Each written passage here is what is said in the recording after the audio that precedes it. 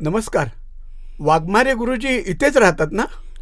हो, मीच दीपक वाघमारे. आपण? मी अविनाश रत्नपारखे. हां. असे आश्चर्याने पाहू नका माझ्याकडे. मी तुमच्या नापासांच्या शाळेत प्रवेश घ्यायला आलोय. हां हां, आलं लक्षात आलं. राजा सांगत होता तुमच्याबद्दल. तुम्ही जरूर या आमच्या शाळेत. पण आमच्या शाळेत प्रवेश मिळवायचा तर एक अट आहे. अट? कोणती अट? तुम्ही म्हणाल तेवढी फी देऊ. आमच्या शाळेत शिक्षण फुकट असतं, पण अट हीच की विद्यार्थी आधीच्या शाळेत नापास झालेला पाहिजे. काय म्हणता? हो. मग ही अट मी चांगलीच पूर्ण करू शकतो. हां, पण काय हो, इतकी भारी अट का ठेवली तुम्ही? अहो, ती एक कहाणीच आहे. 1 वर्ष झालं त्याला.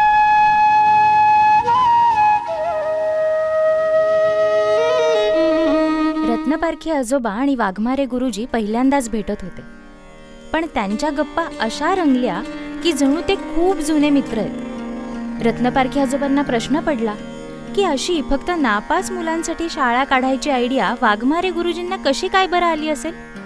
वाघमारे गुरुजींनाही त्यांच्या आधीच्या शाळेतली 1 वर्षापूर्वीची आठवण आली. एका मुलाला वाईट वागल्याबद्दल शाळेने काढून टाकलं होतं. ते काही वाघमारे गुरुजींना पटलं नाही. त्यांनी मुख्याध्यापकांशी खूप वाद घातला आणि शेवटी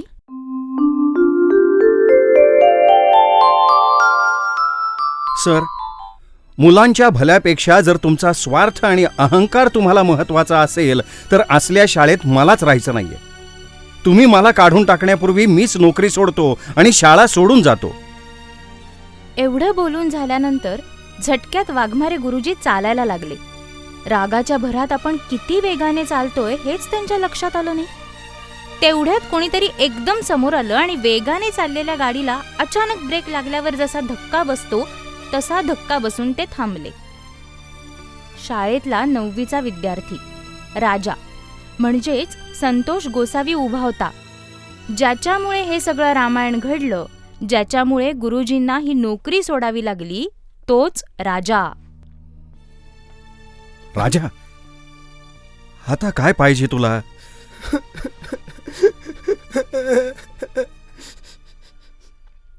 पहिल्यापासून राजाने गुरुजींना कोड्यातच टाकलं होतं. शिक्षणात तो ढगोळा होता. दरवर्षी दांडगाई करून कॉपी करून तो कसा बसा वरच्या वर्गात जायचा. त्याचे वडील हे एका झोपडपट्टीचे फेमस दादा होते. वर्गातली मुलं तर राजाला घाबरायचीच, पण शिक्षकही कधी त्याच्या फारसे वाट्याला जात नसत. राजाला एक वाईट सवय होती. तो चिडला की समोरच्या माणसाला भिंतीवर आपटत असे आणि त्याबद्दल कितीही शिक्षा केली तरी उपयोग होत नव्हता. गुरुजींना त्याच्या या विचित्र वागण्यामागचं कारण शोधूनही सापडलं नव्हतं. आज राजाच्या याच सवयीमुळे गुरुजींची नोकरी सुटली होती. राजा, काय पाहिजे तुला आता माझ्याकडून? आता कशासाठी रडतोयस? अरे, इतकी सुंदर चित्रकला येते तुला म्हणून नेहमी सांगायचो, मन कलेत गुंतव, दंगा मस्तीत नको. गेल्या 2 वर्षांमध्ये इतका तुला सुधारण्याचा प्रयत्न केला मी, पण त्याचा काहीही उपयोग झाला नाही. 100 वेळा बजावलं होतं तुला मी राजा, कुणालाही भिंतीवर आपटू नकोस म्हणून. इतके दिवस वर्गातल्या पोरांवर दादागिरी केलीस आणि आज सराफ गुरुजींवर हात टाकलास.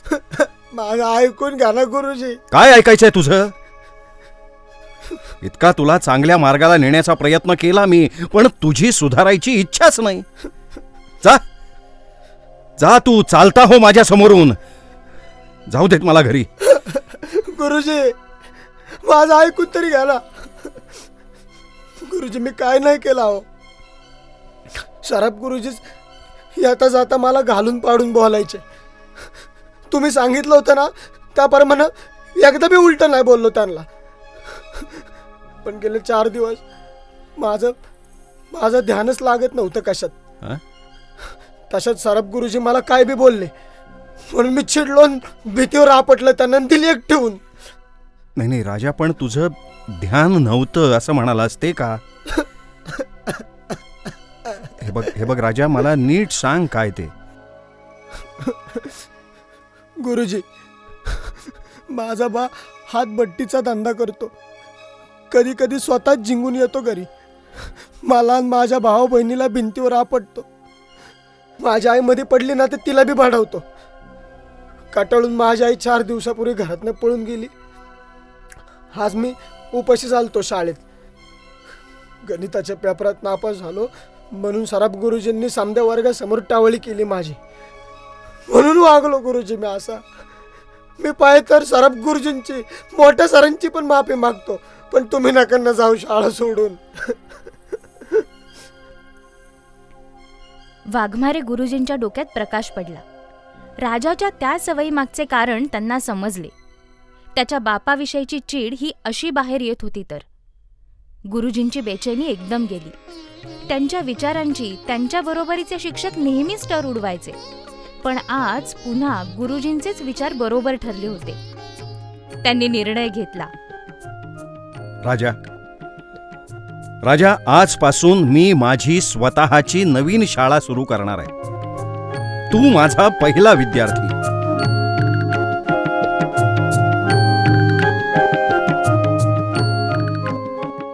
हां, आणि अशा तऱ्हेने 1 वर्षापूर्वी तुमची ही नापासांची शाळा सुरू झाली. हो. वा, किती वेगळं वाटलं हे सगळं ऐकून. विद्यार्थ्याला शाळेतून काढून टाकलं म्हणून स्वतःही नोकरी सोडून देणारे तुमच्यासारखे शिक्षक. वा वा, खरंच खरंच कमाल आहे.